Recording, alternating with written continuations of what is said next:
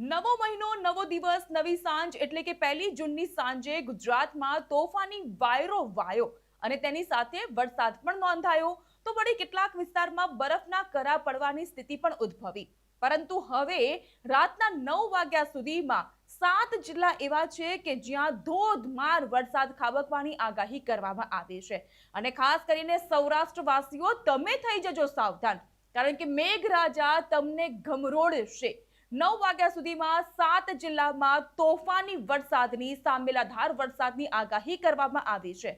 હવે આ 7 જિલ્લા કયા કયા છે તેની વાત કરીએ તો ભાવનગર, અમરેલી, ગીર સોમનાથ, રાજકોટ, જૂનાગઢમાં તો વરસાદ વરસવાનો જ છે, પરંતુ ડાંગ અને વલસાડમાં પણ એ જ પ્રકારની સ્થિતિ તોફાની વરસાદની કરવામાં આવી છે આગાહી.